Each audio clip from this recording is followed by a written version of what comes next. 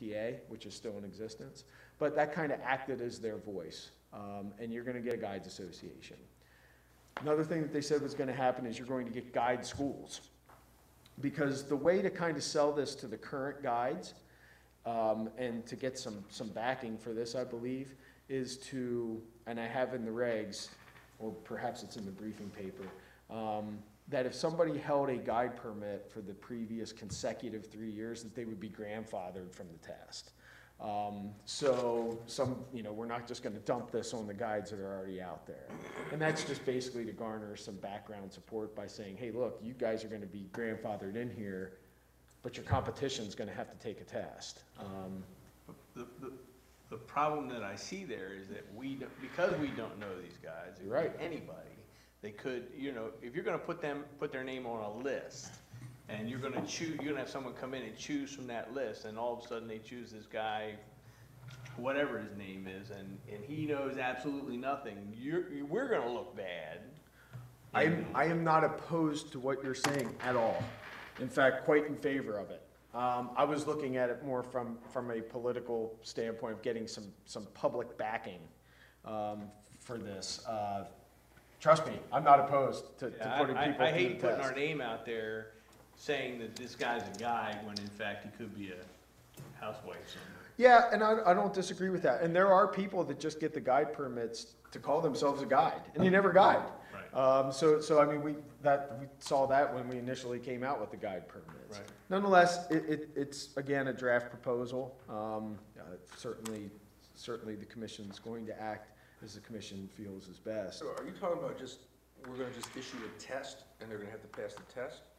I'm saying that my division would handle the test. Very similar to the way that we used to do with taxidermists within the Commonwealth. My division was the one that was responsible for putting the test together along with the PTA. And going back to what I said of that association kind of stemming out of this, that would be a benefit for us, I think, because then they could act as individuals that would help us with that testing procedure. Okay, so as far as you said, the guide schools are going to pop up. That's what we were told. In Maine, did they not have a guide school? They did not. They did not. So what they did, and this was the warning that they gave us, they said when these guide schools started popping up that, hey, if you come to our school, we're going to pretty much guarantee you're going to pass the test.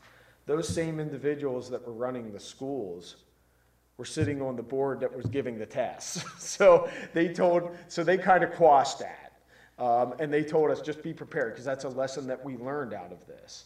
And so again, I'm kind of jumping the gun. I'm looking 5 years down the road here, but I want the program to be successful. And that they told us to cut that off at the pass. So is there any way that the Game Commission can start a guide school without incurring a major expense? I mean, it seems to me if the school's going to pop up, that we should have some say as far as what's being taught, or at least have somebody professional teaching these people. They're generally private entities in the north that run those that are guides. I'm not certain what the financial implications would be for starting a guide school.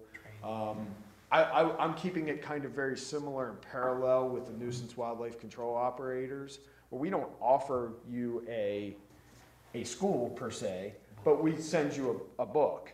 And that's very similar to what Maine does. Maine says, we strongly recommend you read these 10 publications, and you'll probably be more successful if you do that.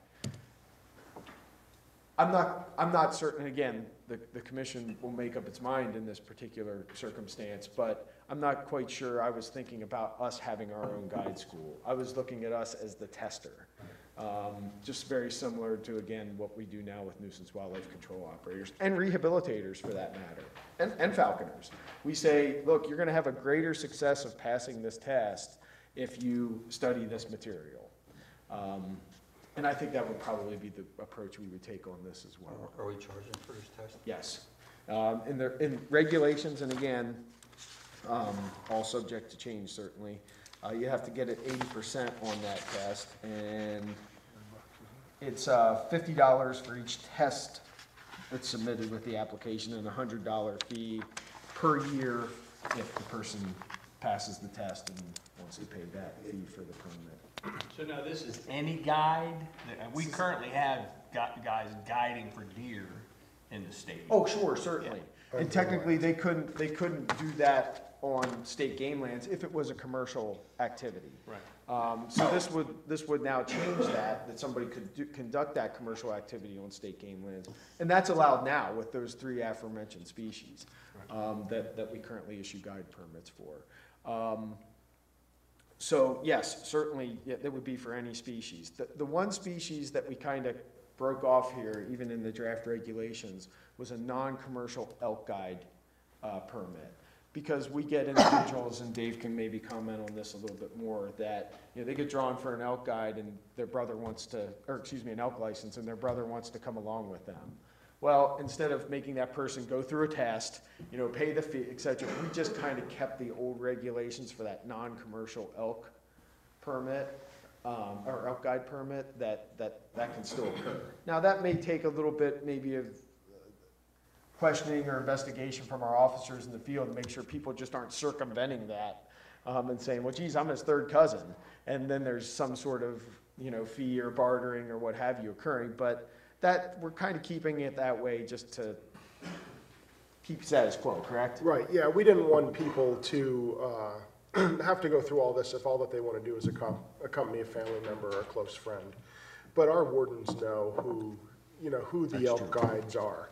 So, you know, if you start seeing some of these guys out there and they're saying, oh, this is my brother-in-law, this is so-and-so, this is so-and-so, they're going to be able to determine that pretty quickly. That's exactly what we heard from Maine and New Hampshire. That when these associations pop up, you're not going to have to worry too much about who's the commercial and who's the non-commercial, because they're going to tell you. You know, they're going to say, you know, Mr. Daly is not a non-commercial. He's accepting fees. Other guides are going to tell us that, right. Because they're the ones that are doing it right. So they're gonna kind of police their own ranks in that. So the commercial elk guide still has to take the test. Yes, that is correct. Yep. So Chad, the way it's drafted, would it be unlawful to guide without a guide permit if you weren't going on game lands? No, as long as you're, For because elk. for elk there would be. Yes. Well, unless you had an elk license. Right. Right, and even if you filled that elk tag, you can still cooperate under the statute. But if you're not properly licensed, then yes, it would be unlawful for you to conduct that activity. On game lands, but if you Well, even off game lands, because if I'm not properly, say I'm going to guide Randy, and I'm going to call, or I'm going to track, or I'm going to drive, or what have you, I need to be properly licensed for that particular, whatever, say deer. I would need to have a license. Even if my tag was filled, I could still cooperate. If I'm not properly licensed, I can't cooperate. That would be an unlawful act under the statute now. And we only issue like 125 elk licenses a year, so the odds of it being another licensed hunter are very slim. But let's say not elk, let's forget about elk. So if Just somebody deer. wanted to be a waterfowl guide and they advertise to guide. but Which happens now. They don't have, yeah, so we're not gonna make that mandatory that they have. I don't think, Jason and I may differ on this. I think as long as the person's properly licensed, they meet the statutory requirement that we can't mandate it off of our own lands. I think, and Rich brought this up, and I think he's right. I think people, even if they have no intent of conducting, say, waterfowl guiding on state game lands, I think people are still going to want to be, I'm not saying everybody, that's a pipe dream, but I'm saying there's going to be people that want to be on that list. Because just like we do now, when somebody calls and they say, we have bats in our attic, we send a list of NUCOs.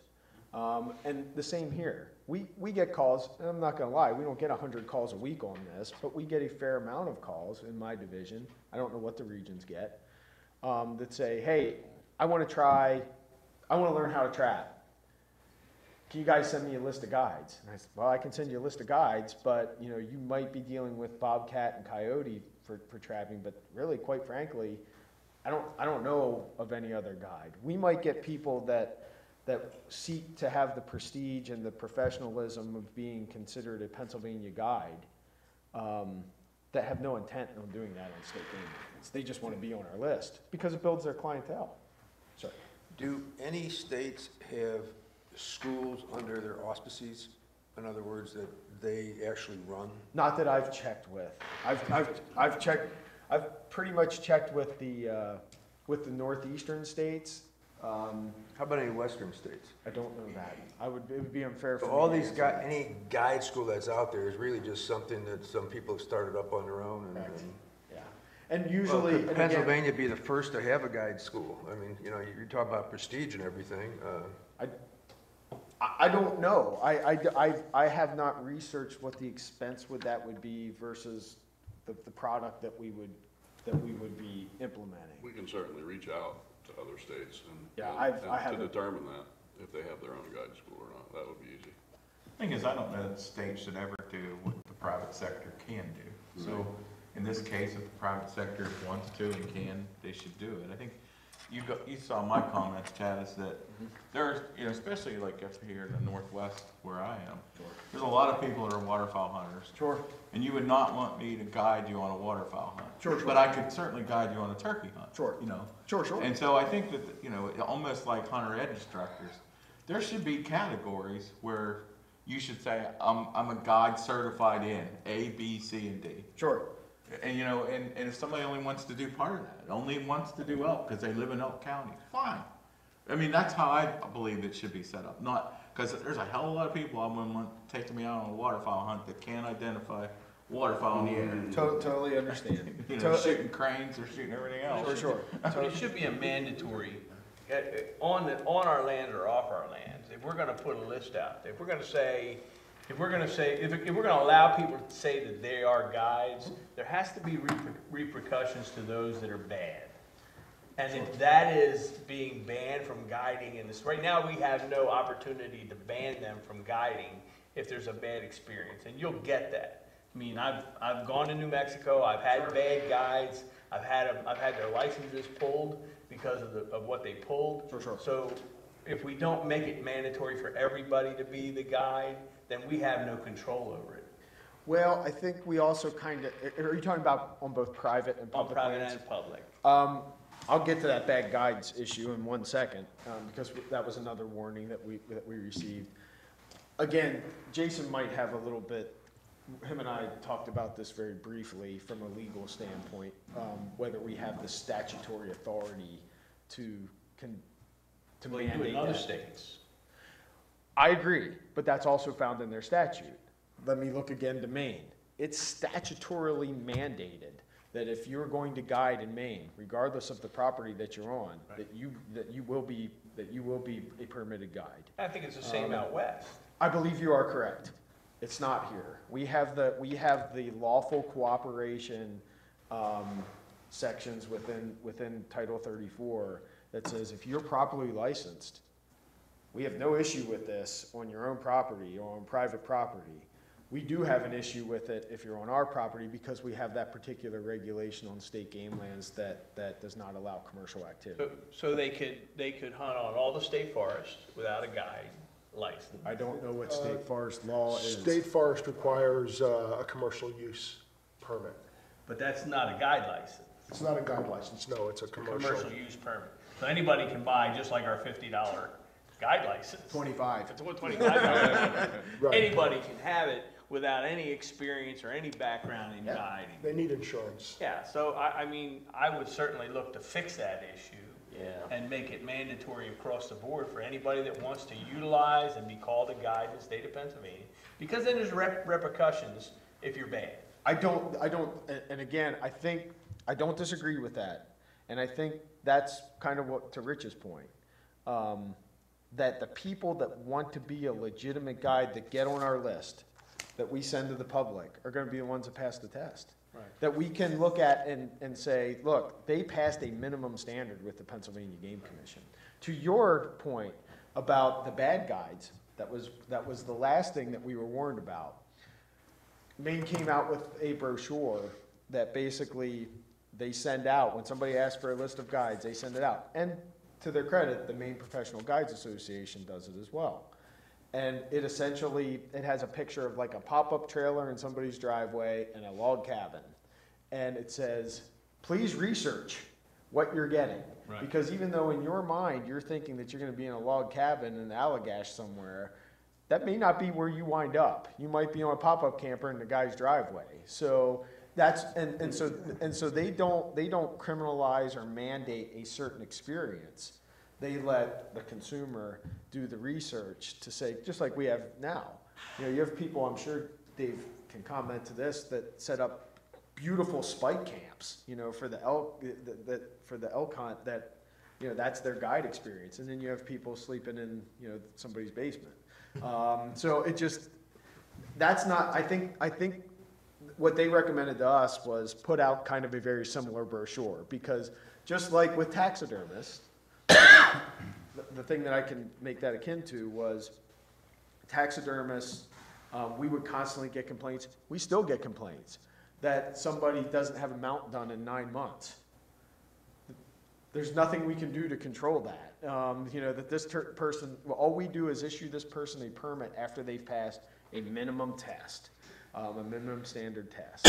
And so we don't mandate that they have to have your mount done in 10 months.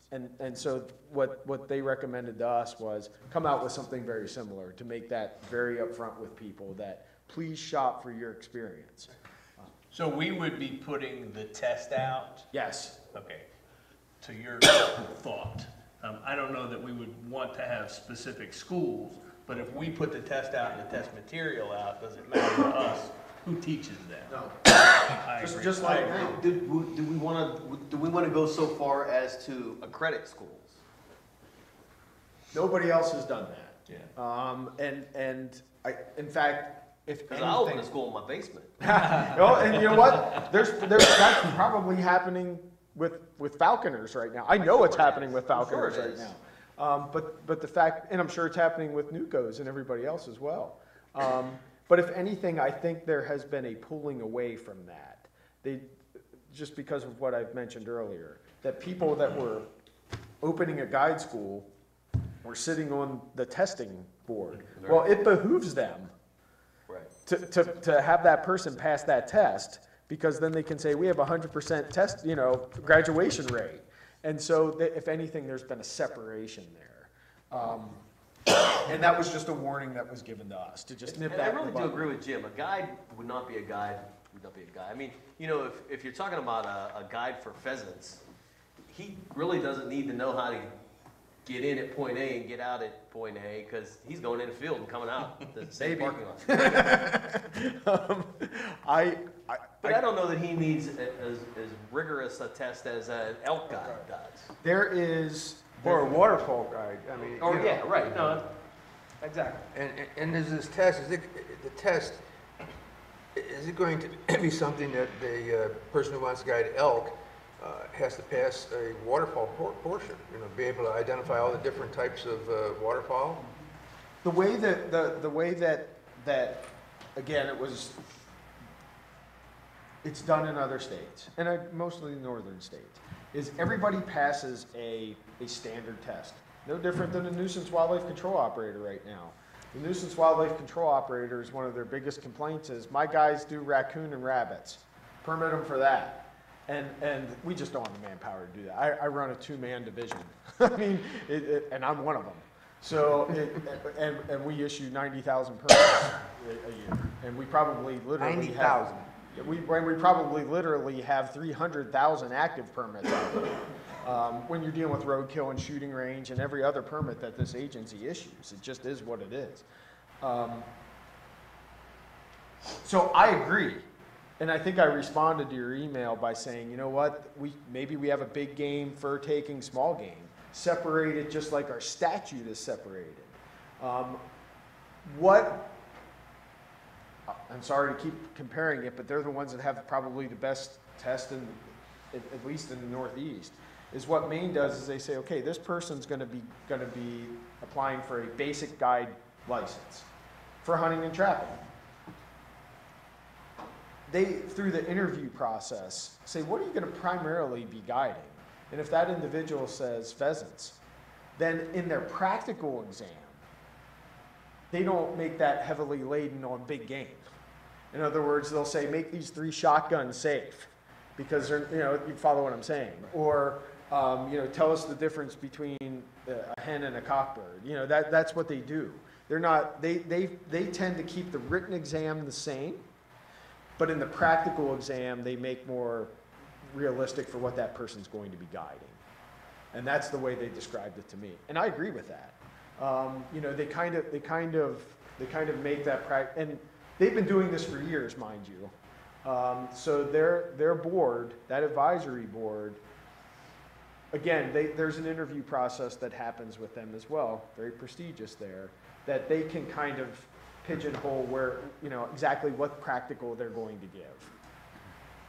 What I was told, I haven't been there to see it, is they have a room just filled with inert firearms and tracks and duck mounts and whatever, and then they pull out 10 items specific to that individual, what they're doing. I think that if we're going to divide it, which is actually not a bad idea, it's quite wise, is we divide it exactly the way the statute's set up. If you're big game, you're big game. If you're fur taking, you're fur taking, and do it that way, because that's the way our statutes is. So a guide for waterfowl Would be small game. would be small game, but he couldn't guide for elk. If we do it the way that's being proposed right now. That's the way I would do it, Chad, how does this apply to the leash tracking dog? Would those individuals doing it commercially need this permit? Well, Charlie just asked me that, and quite frankly, Rich, I don't know that, because I haven't researched that law. Well, it's new. I just. Right, and I haven't been privy to that just because it hasn't involved a permit, so. We'll probably have to look at that too, to decide whether it does or doesn't. Yeah, Charlie just mentioned that, and quite frankly, I'm a little ignorant on that subject. Yeah, because Charlie was talking earlier about some of the fees for these tracking dogs. Pretty steep. And, right, I mean, that can get pretty hefty, and we might want to get a finger on that early on. Well, permits are a money-losing business. They just are. You know, and we've made bad, well, a lot of it's statutorily that way. You know, you take a nuisance, well, take a propagator, for instance. You know, it's $25 for one species set by statute. Well, by the time our officers process that paperwork, go out and do the annual inspection, et cetera, we're in a hole already. But we're statutorily pigeonholed into that. Yeah. So, same with nuisance wildlife control operators. We charge $50 for that permit. It's $250 to take a groundhog out of your yard, some of these folks. So, I mean, I don't think we're unreasonable with what we're asking on this fee, but I don't think it's going to be overly burdensome, put it to you that way. I think, but again, these are all just drafts, in that regard. I think a big point here is, in my opinion, is, I think hunters make hunters. And, you know, I use my son-in-law as an example. He's in his mid-30s, shot a .22 rifle and a BB gun when he was a kid, never hunted, took a basic hunter education course because I kind of coached him in that direction, but he's never going to pick up a hunting digest, buy a hunting license, and go out and hunt turkey by himself or hunt waterfowl by himself. It's just too much to know by reading a book. Hunters make hunters, and I think the guide, the whole concept of the guide, would allow people to have that experience and have somebody with some knowledge and the certification to teach them the basics. How do you hunt turkey? Where do you go? What habitat do they like? Where do they hang out? You know, what's a beard on a turkey? Those basic kind of things that people can learn through the guiding experience could, I think, lead to some additional hunter recruitment. I concur. Yep. And we just don't have that now. We have a guide permit, but as stated, it's sorely And inadequate. I have to think that, you know, when we're talking about elk guides, those are the ones we want to be most kind of specific at looking at what they're doing, because it's really a once-in-a-lifetime hunt for a person who gets that permit. And if we have guides out there that are just me, I mean, really, Right.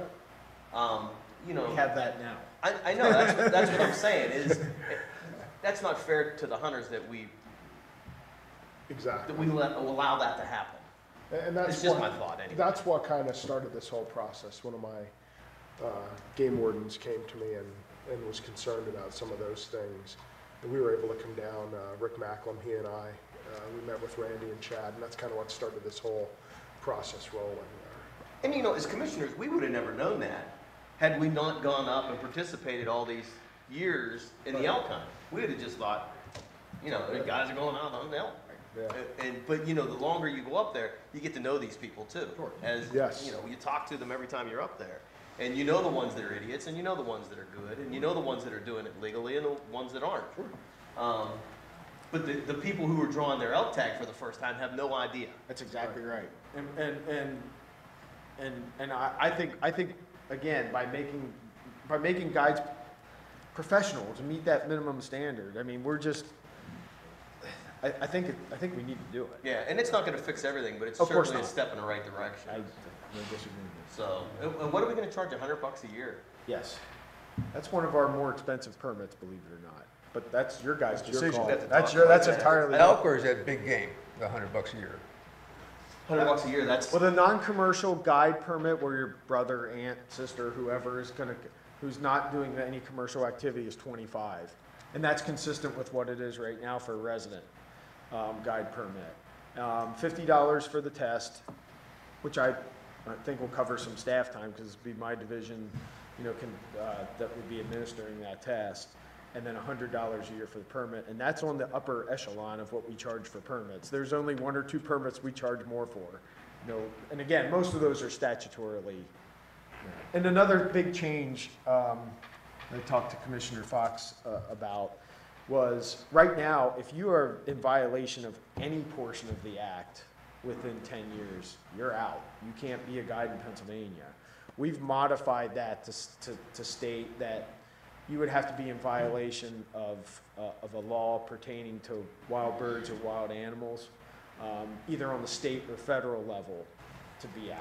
So, in other words, a poaching incident. Fluorescent orange violation. Right, that's exactly right. I mean, Parks in front of a gate. we literally run into people that, you know, trapped a squirrel in their attic because it was doing damage. They didn't turn it in, so they get cited for not meeting that requirement. Now they can't be a guide in Pennsylvania. That's crazy. Yeah. So we're trying to clean up a little bit of that as well. any other questions? You guys have any other comments? How many permits we issue right now? That's a good question. I don't have that number. What was the question? How many guide permits do we issue right now? Because again, we're mostly issuing those for elk, because we don't offer it for anything else. And again, I don't tick mark how many calls we get, Charlie, from the standpoint of, you know, hey, I want a guide, or I want a guide. And I'm not gonna sit here and lie either. We don't get 100 of them a week, but we get them. And it's, One of the things that I wanted to add to that is, I talked to Chad about, you know, having a check mark if they are a commercial elk guide. And what we'd be able to do is then put together a list of commercial elk guides, and when we mail our first mailing out to the successful tagged recipients, we always include, you know, their hunt zone map, a whole bunch of different information about the elk hunt. We could stick that in there with them. So, you know, we get a lot of calls asking who's a guide, who's the best guide. We'd just be able to put that list in there and say, these are all the commercial elk guides in Pennsylvania. And then they could start doing their research and calling them, and it'd just make it easier for them to get a head start on planning their hunt. Very good. thank you. Anything else? Thank you. Thank you, Jack.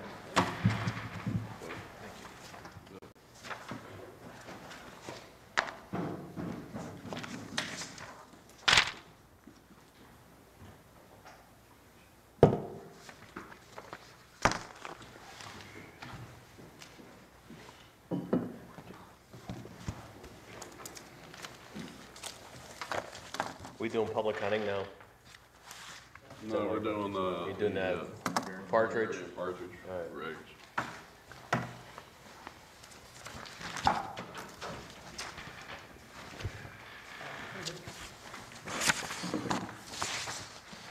Oh, wait a minute, that's public hunting.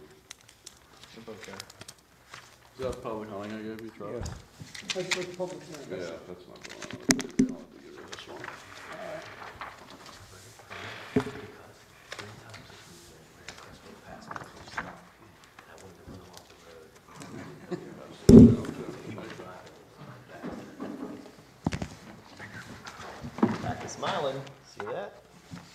both on the same paper now. I don't know, there are a lot, There's one state, I'm gonna pass those down, and let me, Get one, Bob. UNLP one. I just handed out. yeah, this is all just a single sheet, I There should be guess. 2 copies within each packet. One is a post regulation, the other is the white, or briefing paper. Is that it? Okay. We give proposed regulation. Yeah, so they look at.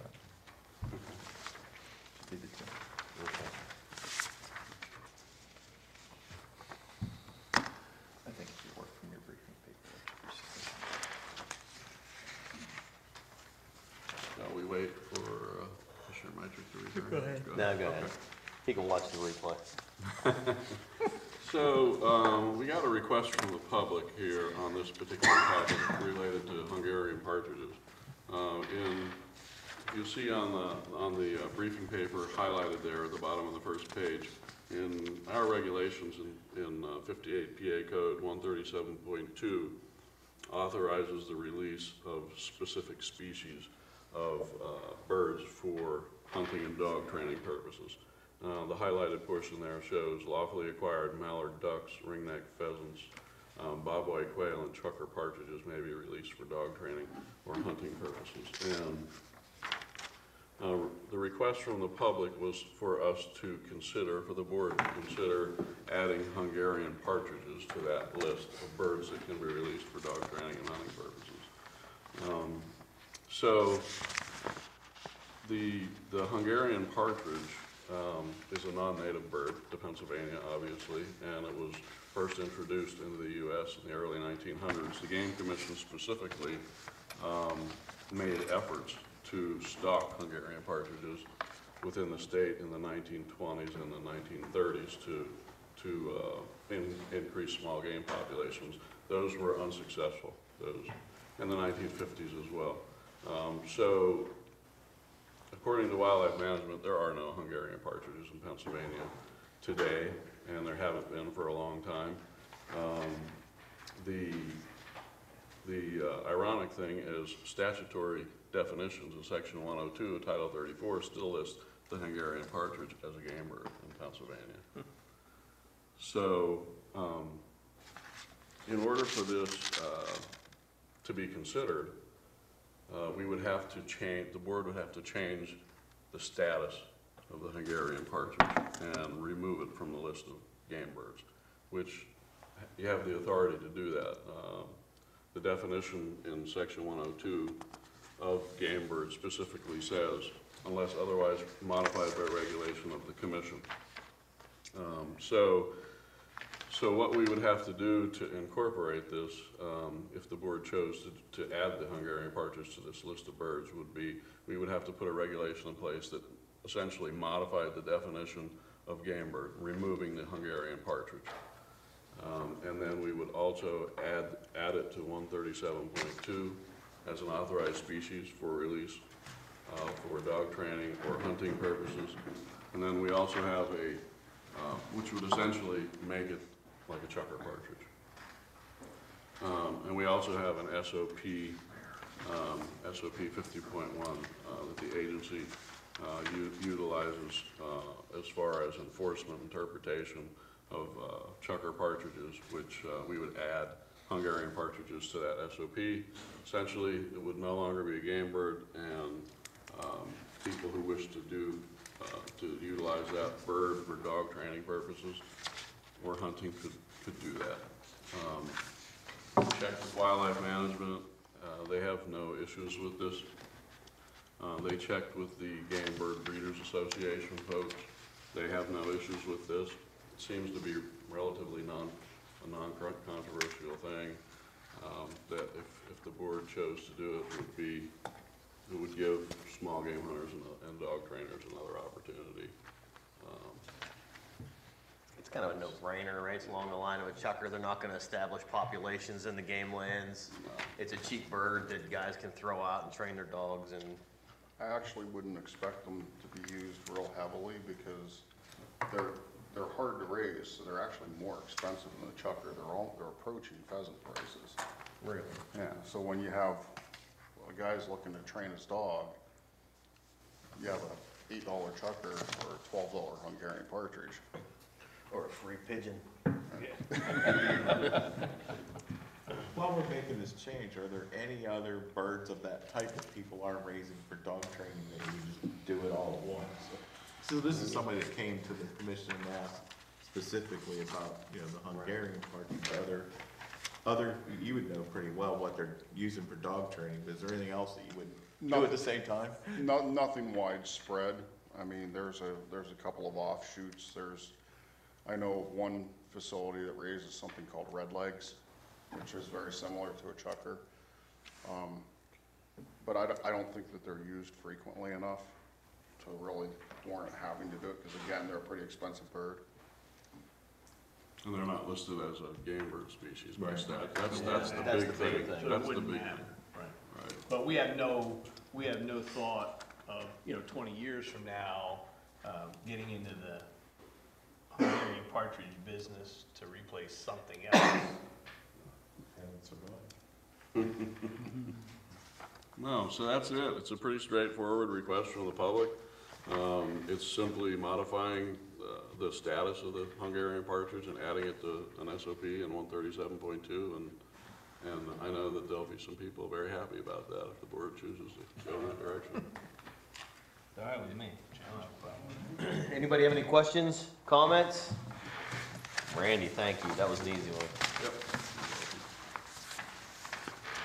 Well, hopefully the next one's just as easy, a little bit more controversial. No offense, Jason, but if you're here, it's probably not easy. No,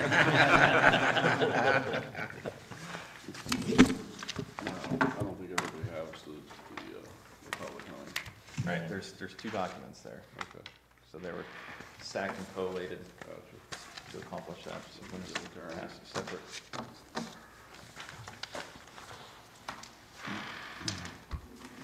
Try to figure that one I out. don't think Charlie. Yeah, I got the actual regulations.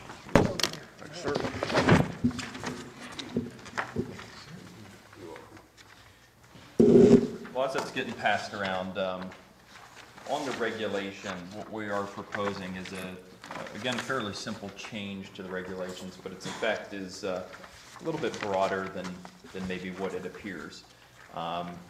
Historically, we have always required public hunting for the last couple of years, if not decades, for the deer control permits. These are, the more high-end, termination permits for deer control purposes. This public hunting requirement has been met by our permittees in a varying level of degrees. Some, again, I think the permit numbers in this, and Chad can correct me if I'm wrong, is less than 10 across the entire state. So it's a very few number. But the individuals that acquire these permits satisfy the public hunting requirement in different ways. Some are very robust in the invitation to the public to come in by inviting, openly to the public to have them come in and hunt. Others will task a sportsman's club to come in and accomplish that activity. Others will have controlled hunts that have an invitation component to it, but they'll have to pass some sort of a test, maybe a proficiency test, show their hunter safety card and things of that nature.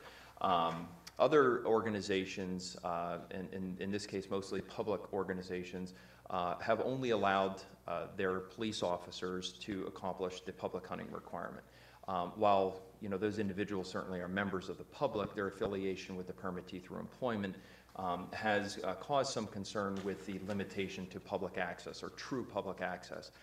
So what this proposal is intending to accomplish is to bring hunters back into the fold to a higher degree, in that our permittees, when they apply, are going to be expected to bring the public in those other varying forms that we've accepted, but not limit public access to just those persons who are employees of the government entity. And in that way, the landowners can still restrict public hunting through limiting a certain number of people being on the property, limiting to certain species, certain times of the year, certain seasons. while still allowing the mandate of the public hunting requirement to be met.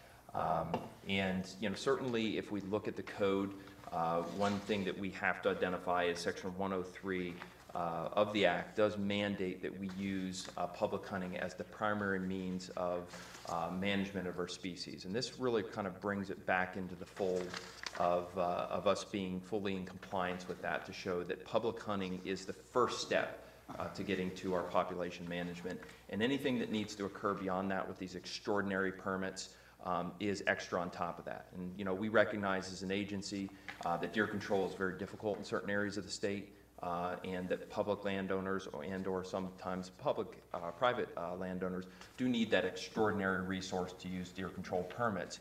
But it should only occur when and if, after public hunting has been utilized, they can then use that extraordinary measure as an extra effort on top of it. So this is really intended to focus the agency, our applicants, and I think our hunters back on what's primarily important in this equation. We look at some of the political ramifications that, certainly this will make it more difficult for some of our applicants to get their permits because of the heavier interest we're going to put on the application and looking at how they've utilized public hunting. But that's only a very few of our permits that we're issuing right now. And the only reason why it's difficult for them to comply with that is really the local sentiment towards hunting in those communities. So, if they want to use this resource, I think they're going to have to be a little bit more successful in garnering support from their public in the importance of deer control and how hunters can play an important role and part of that in their goals of population management. So I think that we're going to see some input, but as I've said before, most of our permittees in the deer control permit area are already providing some public hunting component. So we're really only going to affect a handful of the small number that we're issuing currently. So if you have any questions, I can certainly answer them. But certainly, this is something that Commissioner Hoover's been after for a long time. We've had this discussion many times, and I've seen, and it basically ends up in the southeast region, right, where it's very populated communities, where the public entity is the municipal government. They own a couple hundred acres within their boundaries, and they want to control the deer population, but they want to control it in a manner typically that excludes hunters, and they apply for our permits. And we brought it in a couple years ago and said, you know what, we have to have the hunter participation in this. So we did, and we got it, and then they found another way to circumvent that by utilizing police forces or members of their police department that hunt, and but still constricting the size of the property that they're allowed to hunt on. So they would have 200 acres, and they'd give them, well, you can hunt in this 10 acres over here, but you can't hunt in the 190 acres over there. There's only 2 of you, and that satisfied the public hunting component. So that's, I think, what we're attempting to deal with this regulation, is to force these entities to go out there and change. Otherwise, we don't issue them the permit, and I'm okay with that. Believe me, I am very much okay with not dealing with the phone calls about the culls that are going on in the southeast region where the hunters aren't being able to be utilized to reduce the population. And I think that's what we're headed for here, is to try to force compliance in what we want to do. And I think as an added benefit, this should provide some relief to staff. When you look at the idea of what public hunting is, it's a spectrum.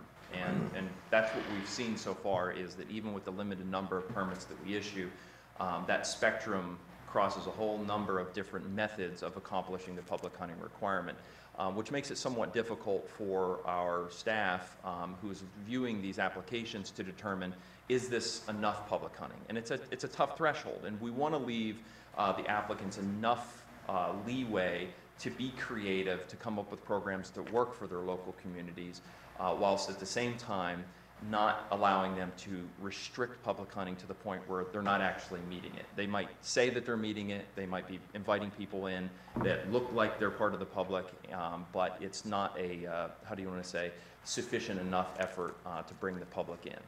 And I think we're in control of that issue. Well, we are. I mean, we issue the permit, and the eligibility standards are always going to be within our control. The public hunting requirement has been in for at least as long as I can remember. And again, I think that's been interpreted in different ways over the years.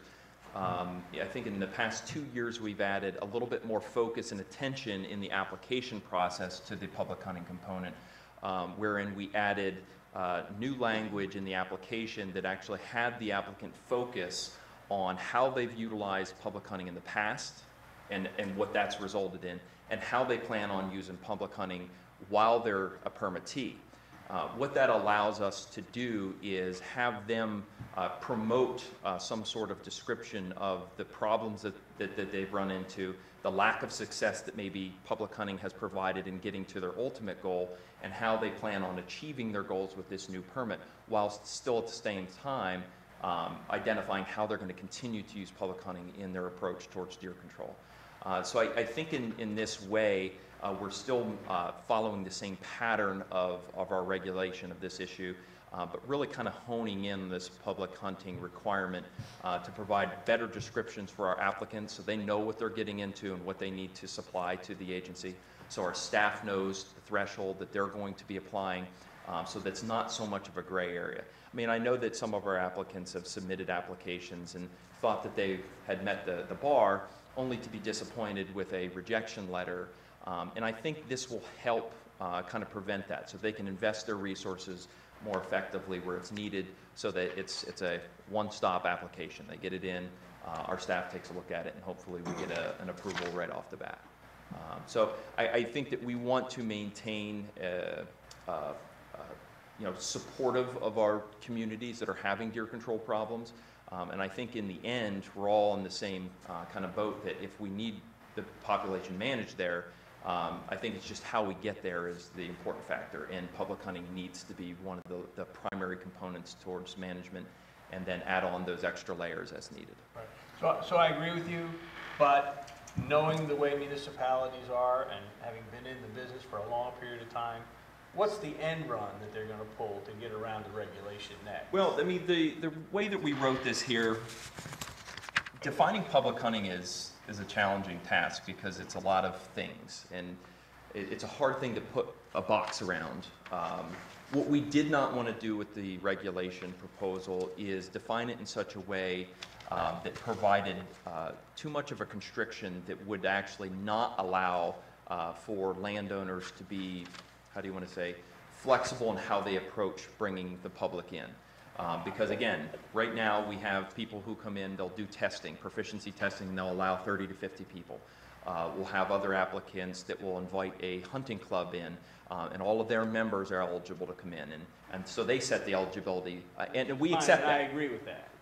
What we don't want to do is take away the ability for the landowners to do those types of programs. I agree. What we do want to do is to eliminate those special groups from being compiled, such as, and how we drafted it was to define public hunting as a hunting opportunity that is available in whole or in part, these are the special programs, to members of the general public, but shall not include hunting opportunity that is afforded to an individual or class of individuals solely by virtue of their public employment. It may, and I think we could argue that at some point it may not go far enough, but my hesitancy in going much further with drafting any additional language in there is to not address a problem that we don't or haven't identified yet. This is the one problem that we know that is causing consternation with our hunting public, that police officers are the ones satisfying this public hunting component, and we don't want that. So I think if we fix the problem that is known and identified right now, without going too far, it won't unnecessarily restrict our applicants from designing their public hunting components in the way that best meets their community's needs. Right. So when they come in with a program and we review the program, do we not have enough, and I don't want to say intelligence. When we look at this and we see that they have a couple of 100 acres and they have a public component that includes 2 people and we issue the permit, I mean, they can turn around and say, I have 2 hunters from this address and this address, and here's 200 acres. Is that enough of a program to control the deer herd and then come back to us and say, well, it didn't work, now I got to take 100 deer out? Right. We still have discretion in the approval process to deny a permit or to send it back for revision if it doesn't meet the sufficiency requirement. So we as an agency, in this case, the public hunting requirement and looking at all those eligibility standards, still have the ability to evaluate what they're looking at. No different than if they ask for this number of permits and we say, I think that's too big of an ask, and we can ask them to curtail that back. If they haven't utilized public hunting as heavily, we may ask them to adjust their program and their application to improve that standard. This doesn't affect our ability to utilize our discretion in all of those other areas. The only thing that it does do is cut off our ability to accept this one group from satisfying the public hunting requirement. So it does curtail our discretion in that particular area, but everywhere else, as far as how a person has met the eligibility standards, we're still going to maintain full discretion, which is our role. That's our purpose. And you know, if we look at the purpose of this permit, it should have a heavy and high level of discretion applied to it because it's extraordinary. Sure. What we're doing, you know, with the targeted shooting and the numbers that are being taken should be something that is subject to our review because it's high level and it's outside of the normal structure of public hunting. And I just don't want to see us rubber stamp a program that we certainly know in the very beginning is going to fail. And I think that's what we've done in the past, is we've allowed it to go through knowing that it's going to fail and that they're going to fall back on what they've always fallen back on, and that's the cull permit. And in this particular case, I think with curtailing this one area that we know is a problem, coupled with what we did 2 years ago or just a short while ago with the focusing their attention in their application of how they've utilized public hunting, I think that, you know, maybe if prior to those adjustments, we looked at that as really not meeting our needs.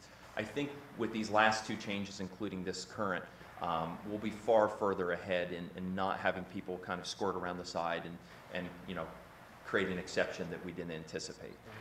So the interesting thing is this is a dynamic program, and we'll always, I think, need to have our attention to areas where it's working and not working to make sure that we're fine-tuning it as needed because of the specialized nature of the program. You know, right now, again, with the permit application standards, I think we're far more focused than we've been in years past. And by nipping this one particular thorn off, I think we're going to satisfy our public hunters and our statutory responsibility to a higher degree than we have. So do we know how many permits we currently have issued that are valid permits for this year? I would have to defer to Chad. I've heard it somewhere in the tune of 5 to 7. It's less than 10. There's nothing right now. Nothing right now. But generally, Commissioner, we have 10 to 12 of these permits, and in regards to the issue that Jason's bringing up, you're probably talking 3. Because some of those permits that we issue, I'm sorry to stand up, some of the permits that we issue are statutorily exempt from a public hunting requirement. So you probably have, you probably have 3 to 4 of those 12 permits that are statutorily exempt because they're found in the city of Philadelphia. So the General Assembly has already said you can't put a public hunting component on those. The other ones are found generally in the southeast and southwest, as you had mentioned, and out of those, you're probably talking about 3 permits that are dealing with the issue that Jason's bringing up right now. So, but they all have to come in and renew. I'm sorry, sir? They all have to come in and renew. That is correct. For this year. Okay, that's fine. Thank Do you. do the regions are available to go out to municipalities and help them, assist them with their programs? They At this are, point? and actually part of the deer team is dedicated to the urban deer management. So there's different resources. So they have assets available from us to help them. So comply with whatever we want. Well, them and to do. there's also commercial interests out there that have supported these applicants in generating plans. Again, if you look at the applicants in the local governments, they're not going to be experts in deer management. Right. So they're going to call in some commercial interests as well, in addition to any expertise they might seek from us, to help them customize a plan for their local area that meets their needs. And I think that's a valuable component to all this, that there's organizations out there that, for a fee, will generate a plan that's custom tailored to their area. And you know, as long as they're really factoring in this public hunting component into that overall plan as a primary method of control, then I think that we as the regulatory agency are going to be far more likely to be satisfied with their program. So, expanding a little bit further on that, when I came in here almost 6 years ago now, I had questioned about an urban deer management plan and was told 6 years ago that there was an urban deer management plan. There was one in the process of being done, and it was never done, to my knowledge anyway.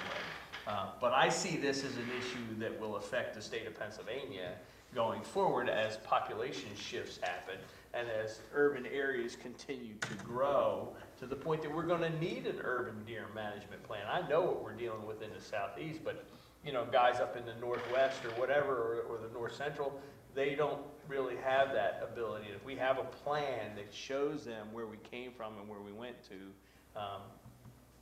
you know, that should be something we should have. I mean, I don't think we have that plan.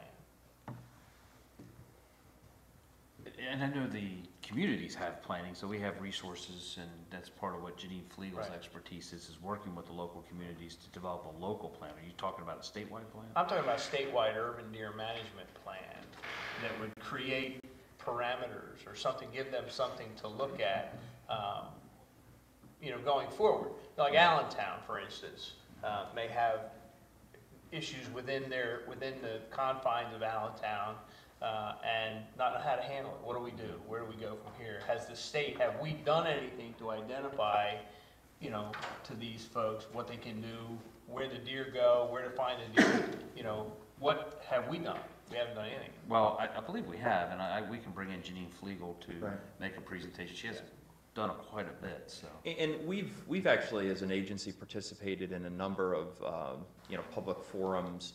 I think PASDA is the name of the one that I've participated in, where communities who do their land planning can come in, and one of the presentations that the agency provided at the time was talk about our deer programs.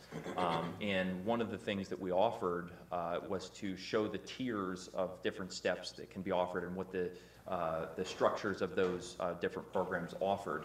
And I think if maybe we were going to develop anything a little bit more focused, is to show that kind of like a pyramid, where you have, you know, public hunting at the bottom as the primary and predominant method of management, and then have these specialized smaller programs building upon that as you get to the top.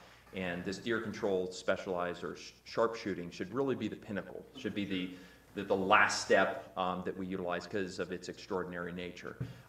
Because all of the other programs below it, whether you use DMAP, Red Tag, or anything of the like, they're still utilizing hunters in the process. But they're specialized programs that have different features to them, different times of the year, or whatever the case may be. So I think if we offered something along the lines of those packages to show the progression towards sharpshooting, that would provide at least a clearer path to how deer management can occur. But everything has to begin with the public hunting component as a focus and as a primary driver. And I know one of our emphasis was for, you know, these local communities need to get behind it. In other words, we can't be driving that bus because there are people opposed to it. So one of the things, and I think is a smart way we've done this, is we put the responsibility in the local communities' hands to get the buy-in of the public and the local, because, you know, we're dealing with a couple, one in the northeast up in Stan's area, that there's always those few that oppose it. But that's their responsibility to get their community folks behind those things. Right. As far as impacts to the resource, you know, we did analyze at least some component to understanding how this is going to affect the resource, and we didn't really see there being any detriment. I mean, we're talking about a deer population reduction program, right. So as far as its impacts beyond the obvious of reduction of population, We didn't really perceive that this was going to negatively impact resources. Anecdotally, there might actually be an experience to some improvement to the habitat, which will benefit not only the local deer populations, but likely other species as well. For our non-hunting public, we foresee, again, as long as they don't have any really strong anti-hunting sediments, again, they're going to see a deer reduction. Increasing public hunting component to it, they're going to see the same results as the deer control permit without the public hunting. So in the long run, it's kind of a net neutral effect for those persons. So really, I think our biggest political concern is just going to be satisfying those very few permittee applicants that have traditionally utilized the public employee component to satisfy the public hunting, and supporting their process in achieving the development of programming to satisfy what will now be a higher standard for them. And I think with examples that we have across the state, that shouldn't be too difficult, because other communities have figured out a way to invent the wheel, and this should not be a problem for them to be able to utilize those ideas, maybe custom tailor them, but utilize them in their local communities in a way that works for us and works for them as well. Good.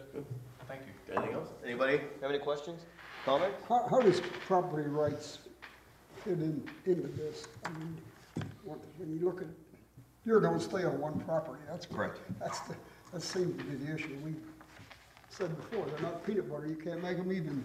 And if you have a concentration, it seems to me you want to make it as liberal as you can to reduce that population. Well, is this going to make it any more difficult? I don't know that this program really focuses on that particular component of property rights. When you look at participation in the deer control permit itself, when a local community wants to involve a variety of public and private lands to be covered by the permit, there's a couple different components. Number one, the public property must be open to public hunting where it's possible, excluding safety zones and other areas that are realistically need to be restricted.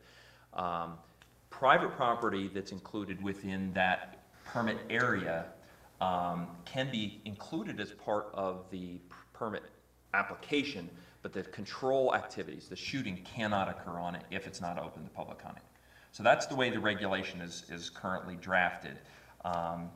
And as far as property rights, if they want this extraordinary measure on their private property, if a local community is making application, they're seeing lots of deer problems on their property, the only thing that they need to do is invest their property into participation and allow for the control activities to occur on there.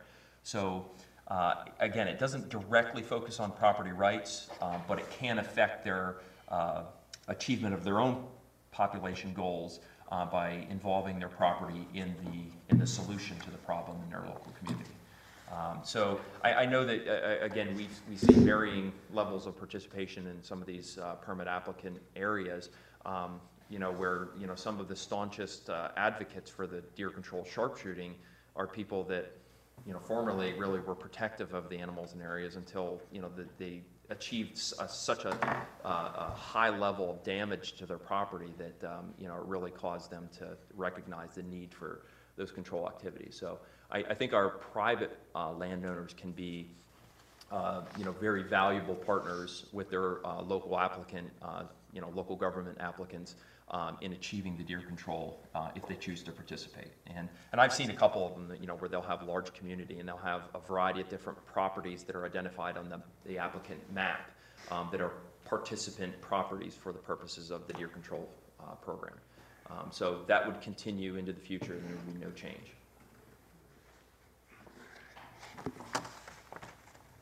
Anything else? Great. Okay. Thanks, Jason. Sure. Commissioners, we all right? We need a break? We good? Keep going?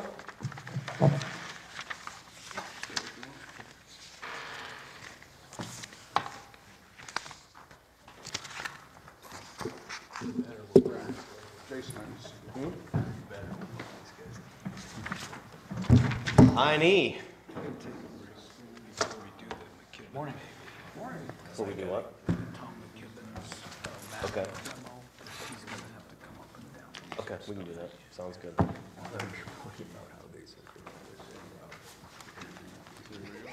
Here we go.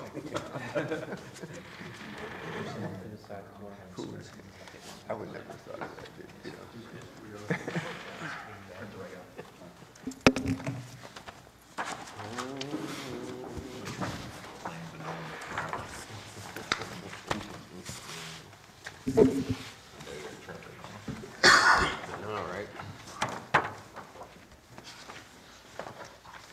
All right, good morning. So we were asked to take a look at Fluorescent Orange requirements. And I think they're very similar to the Hungarian partridge in that it's a no-brainer, non-controversial, right? We can all reach an agreement on that. You're done here in 30 seconds. Yeah. All right, well, Commissioner Fox came to me, I don't know, I think it was after the April meeting, and we had one of several discussions that we've had over the past couple of years, again, about the issue of Fluorescent Orange. And Commissioner Fox had kicked around some ideas going into the April meeting, and then I think widely decided to pull back so that we weren't rushing anything, but that we could take a more slow, methodical approach to this. And he asked me to go through other states and do sort of a comparative analysis, take a look at what other states have as far as their requirements, and see if we can glean anything from that that we might want to use here to, in an attempt to make our regs a little more simple, less complex, a little easy to understand, not just for the hunters, but for our wardens as well. So I followed up on that, went through some states, took the big picture first, looking nationally what other states require. And the packet that I gave you here, the hard copies, I sent this electronically to you about a week or so ago. So everything in there, almost everything in there you should already have received. Taking a look, first we looked at the number of violations, how complex of an issue this is. Then, as I said, we took a look nationally at the Fluorescent Orange requirements from other states. How many required, you know, I think almost 10 don't require anything at all. The vast majority, you're just talking your firearm big game seasons, either your big game seasons or anytime you're hunting big game. And then few states required any time, and then even fewer just required in addition to big game as well as for small game. So we took the national view, and then I really focused in on a few Midwestern states. I think we're compared to quite frequently to states like Michigan, Wisconsin, and Ohio. We took a look at what they do. Also included Indiana in that analysis, since Indiana also requires it, Fluorescent Orange in small game. They're one of the few states that have that requirement. Ideally, the best way to do this analysis would be to look at what every other state requires and then match up the HRSIs, hunting-related shooting incidents. And Commissioner Daly and I had this discussion that it's not that easy to do just a straight comparison, because as states report, and we do it as well, when you look at their end-of-the-year reports, everything is grouped in there. So a state might say we had 17 HRSIs this year.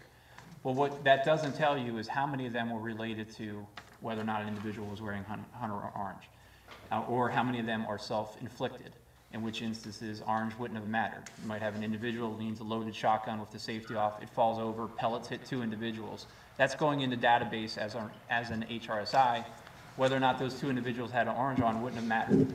It was a self-inflicted. So it's difficult to look at every state's HRSIs and say how many of them are related to whether or not the individual had orange on, and would it have made a difference. I don't know if we can make that, that conclusion from the evidence. So I think we almost have to start with the assumption that every state has a regulatory scheme that it feels works for that state and is effective. I think that's a safe assumption to make, because if it wasn't, they would have changed it.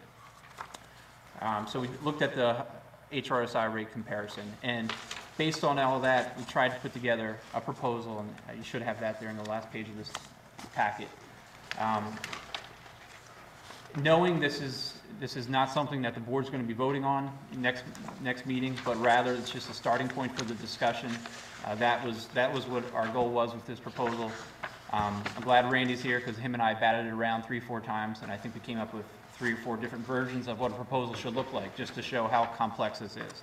So we'd probably best just leave it there for right now, and then get an idea from the board of Is this something you want us to drill down in further? Do you want us to develop more concrete proposals, have them vetted by all the senior staff?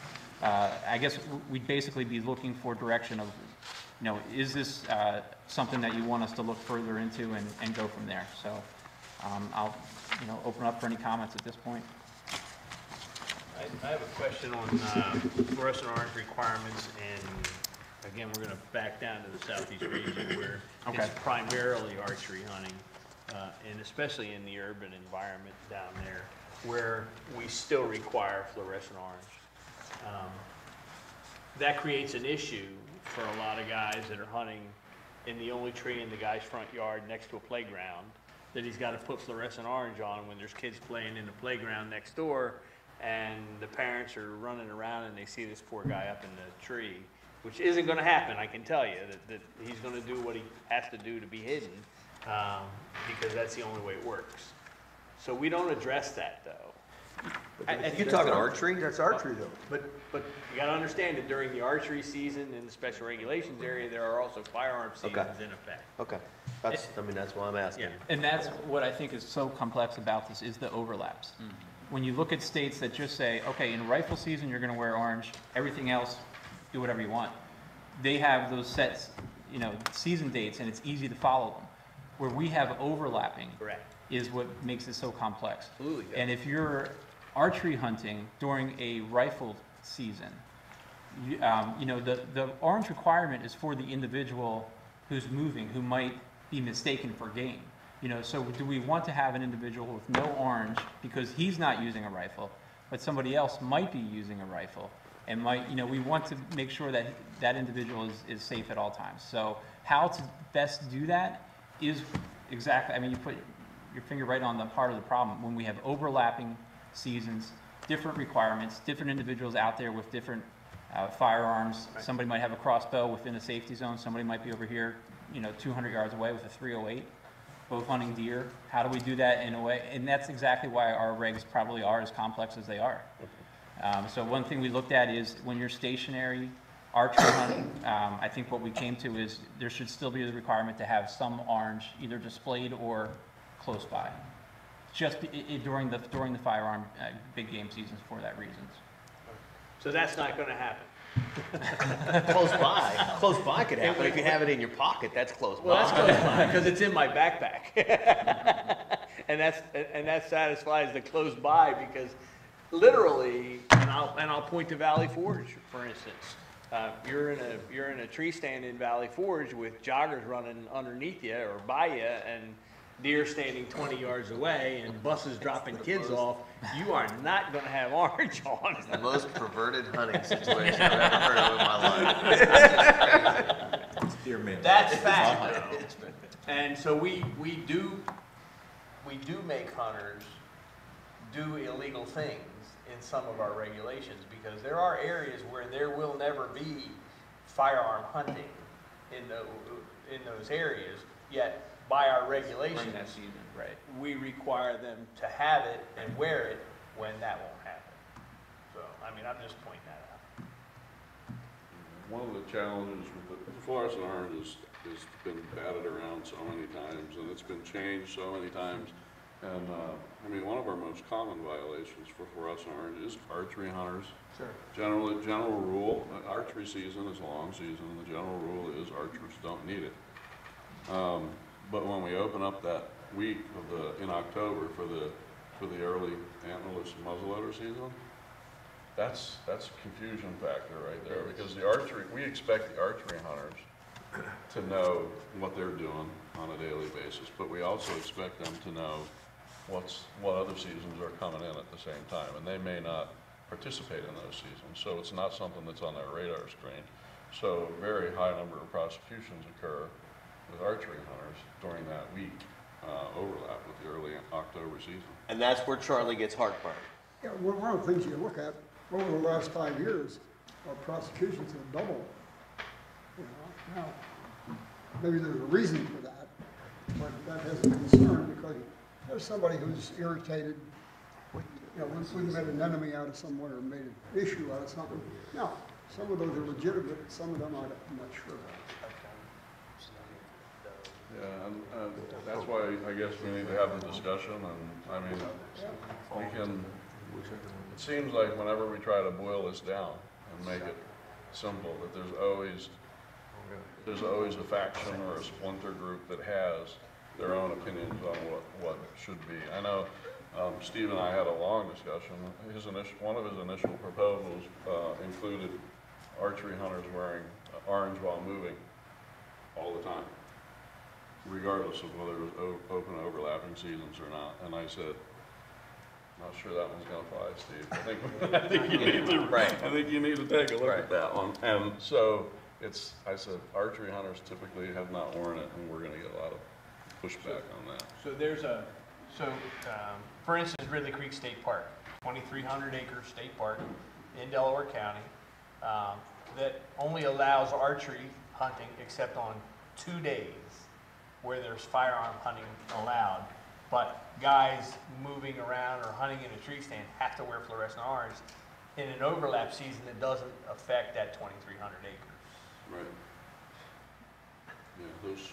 And, some of the surrounding areas that we hunt, that are attached to Ridley Creek are in the same position, that are several hundred acres of property, that there is no firearm hunting going on, but we're and could be ticketed for not having the orange on when the property owner doesn't want you to have it. Problem is though, we're looking at something here that's supposed to be protective of the hunters and improve their safety. And Steve and I talked about this, the problem is we may have complex regulations, but we also have an outstanding safety record over the last several years. And so what is the trade-off if we reduce fluorescent orange? And you can't, and Steve said, it's really hard to determine that, because if it just says it was an injury and we don't know what caused it, and it was a guy tripping over a rock, well, it didn't matter what color clothes he had on, right? But, Steve, when he did his chart here, he calls Pennsylvania complex. What I said is it may be complex but effective.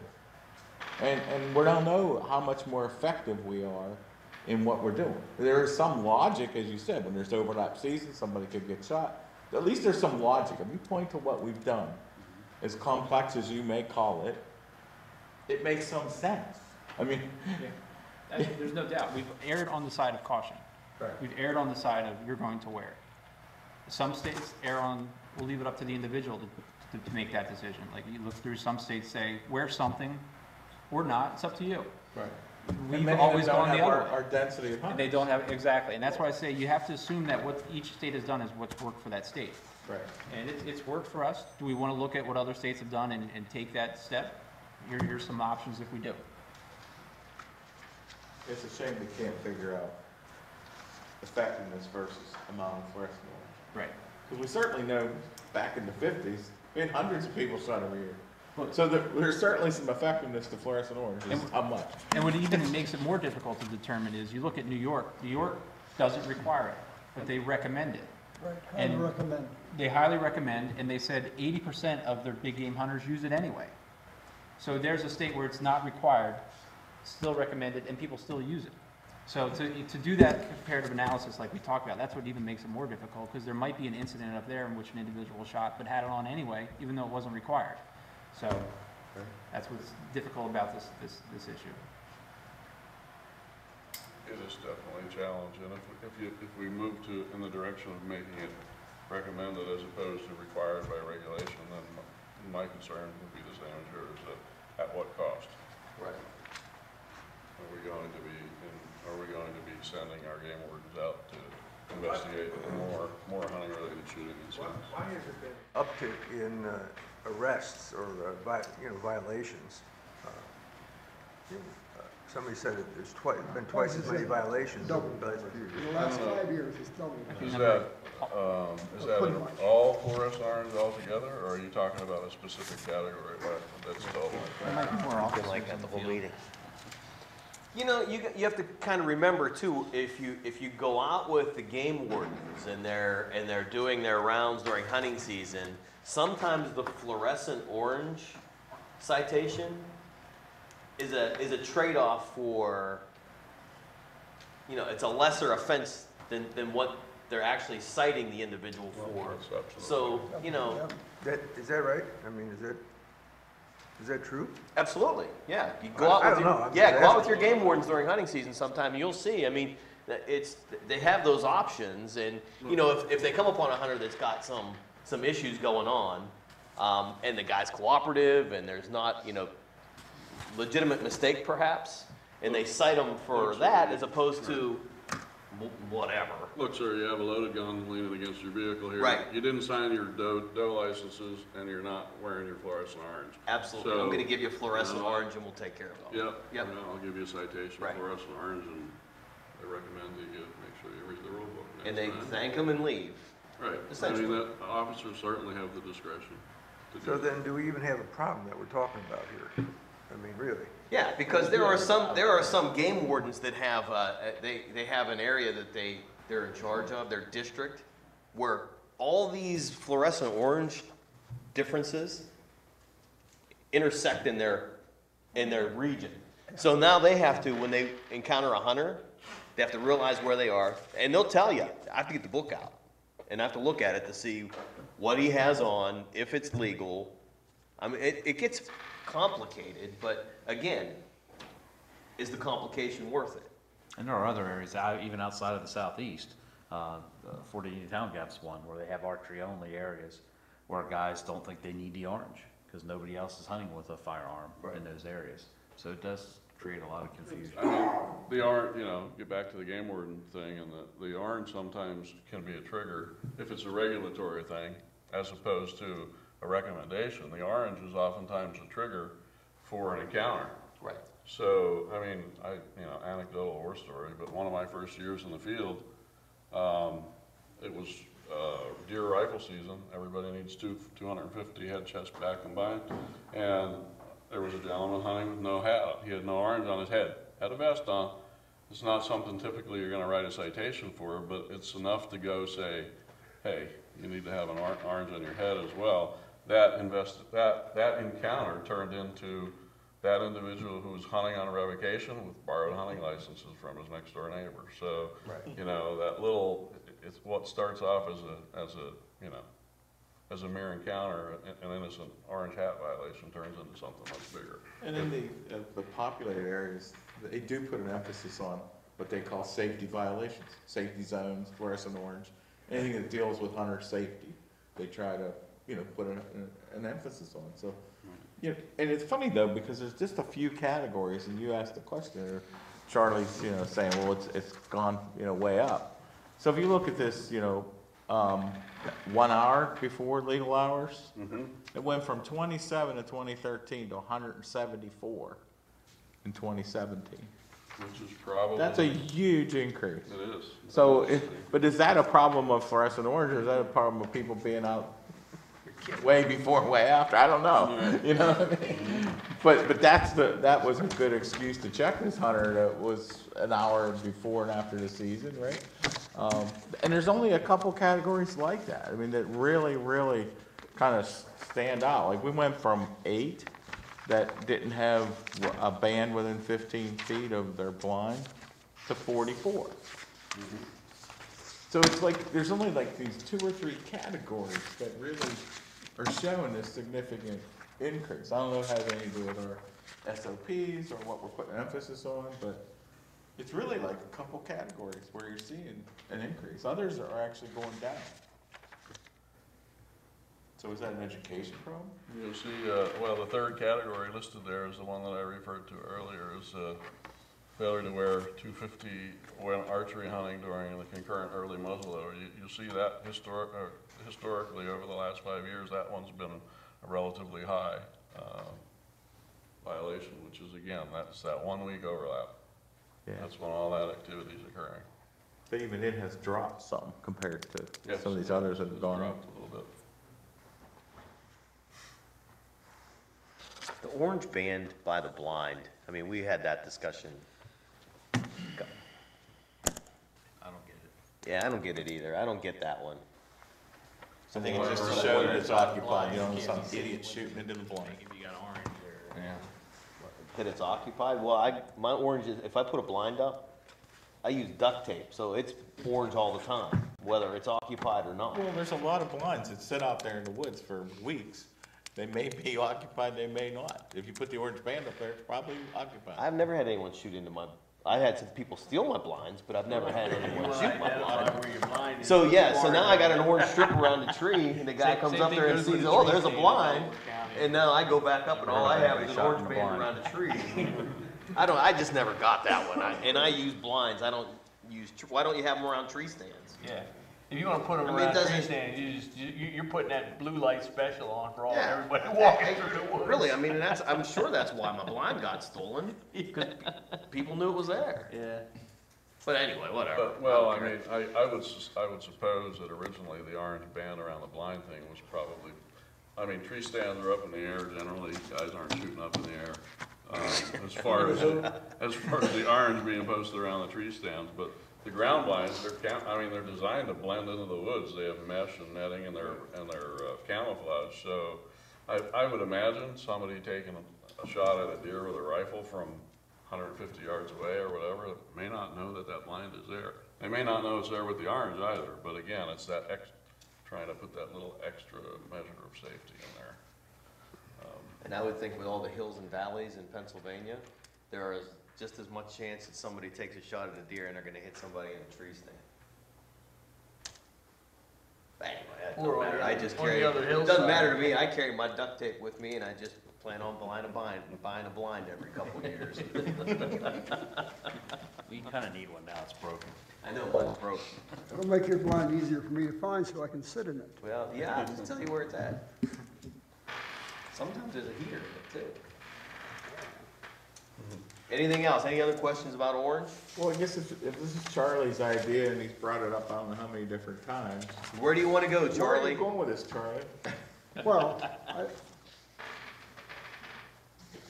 I guess one of the questions that I have is if I'm wearing, well, first off, two things prompted me. Number one was there were 17 pages in there that made reference to it. So I thought it was more complex than it needed to be. And the second thing was the number of violations that's climbing. So I thought it was something, if we're looking for something to help a sportsman, to encourage people to, encourage officers to look at where we're writing violations, I thought it was worth taking a look at. The other thing is, we just don't have enough here for entertainment, so I thought I'd bring it up. Where to go, I don't know. I look at some of the other states, I don't know, if everybody wore an orange hat, would we all be safe enough? You're absolutely right. There's a certain element of risk that's going to come in there, and we may not be able to find any common ground. We may not be able to improve on it, but I thought it was something that's worthwhile taking a look at, because I can tell you, next to Commissioner Hoover, if there's any violation that I break, it'll probably be the orange, and sometimes it's intentional, sometimes it's not. I shouldn't say that, but. And it's on record, let me just tell you. Look into the camera when you say it. Well, it is, it's complex. And, So do you want to, certain amount, I like to think in terms, we talked about this with the other issue. Certain amount of responsibility has to be on the hunter himself. Certain amount of personal responsibility for your own safety has to belong to you, and you need, in my judgment, you need to decide where that level is. Right. If I had on an orange hat, I would not be concerned. If I'm out there in deer season, I can understand the 250, but a lot of other times an orange hat would do it. So I really don't, I didn't have an answer. I wanted to ask the question and see if there was some place that we could make that better for the average guy. And where do you want us to go from here? Well, Charlie, one of the things you're saying is like, in the book, there was like 17 different pages of you know, where they talked about fluorescent orange. If it was just on one page, would that satisfy you? Right. And nowhere else, just one page. And we have this, but then this page doesn't even talk about the band when you're stationary hunting in a blind. I mean, That's on another page. Another page. Well, I mean, can we make one page with all the requirements, and would that satisfy you? Have it both in the book and in the little pamphlet? The handout we have now, Steve, unless I'm wrong, you know, It's right here. 8.5 by 14.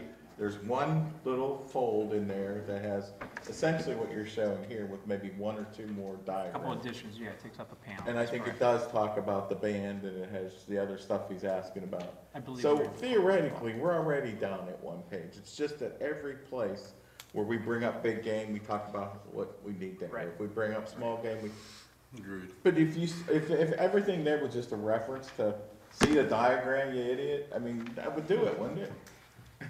Did you get that language? Did you from Dr. look at Dykes? the camera when you say? Yeah. Okay. It's DAL. It's all one page, come on, it already is. I agree. I think the reason, if you look up fluorescent orange in the index, you find it on so many different pages is because we try to put it in different places to make it convenient for the hunter to find it. Right. These 2 pages, I mean, that's pretty much it right there. Any other references to fluorescent orange throughout the digest are add-ons. Yeah. And really, the confusion doesn't come from there. The confusion comes from the overlapping It's seasons. the overlap is where Yeah. the complex is. Yeah. So, I mean, I don't know if we need to talk to the LESs and have them, I don't know, Charlie, I don't know what you want to do. I'm not Well, going to speak for you. As I say, it's just a matter, we're in the beginning of a process, so we need to take a look at it and decide where we want to go as a board. Do we want to do something different? Do we want to continue where we are? That's, seems to be where we're at. Okay, any other questions, comments? All right, let's move on. The only other 2 things I had were just informational items for the board. They should be in the back of the packet. 2 issues that we're going to be focusing on over the next couple of months for the summer and fall are tree stand safety and bald eagles and lead. So I've set forth, and Commissioner Daly and I have been working through those issues. Our 2 communications plans that just show the extent to which we'll be utilizing our communication resources, be it social media, printed press releases, hard copies and game news, brochures, to really get the message out on those 2 issues, as well as the documents contain what the specific message will be for each of them. So just wanted to make the board aware of those. So we do know that there are, within the certain members of the commission, there are no lead toxicity and turkey issues. We did figure that out. That's correct, within the executive office as well. Some have taken a different stance that of just not shooting, and you know, that's a personal choice issue, so, thanks.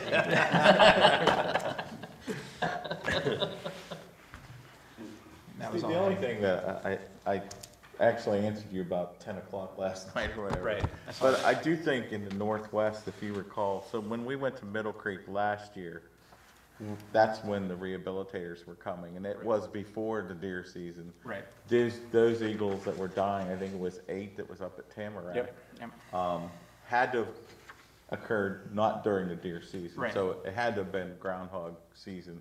So I just think that we need to move quickly because we're to the point where farmers are gonna be, you know, cutting their hay and Right. you're gonna have a lot of groundhog hunters out there. So Right. if we could just move that along quickly. I know there's people that write into Facebook and, you know, say that this is some big conspiracy, but, it's not. And I think that's probably the most disappointing thing we found so far, is the extent to which this is viewed as some vast conspiracy, when really we're just trying to get the message out that it's happening. And Right. the lead fragments in the carcass, in the entrails, when picked apart by eagles, has consequences. It does. So we're just trying to make hunters aware of that. But no doubt, we have our work cut out from us as we saw. Right. Thank you. Anything else? No, that was all I had. All right. Thank you. All right, so we've got Bureau of Automated Technologies coming up next. Let's take about a 10-minute break so they can get set up and do the map demo for us. I still think they're an overlap, just make orange optional. Well, that's what I think.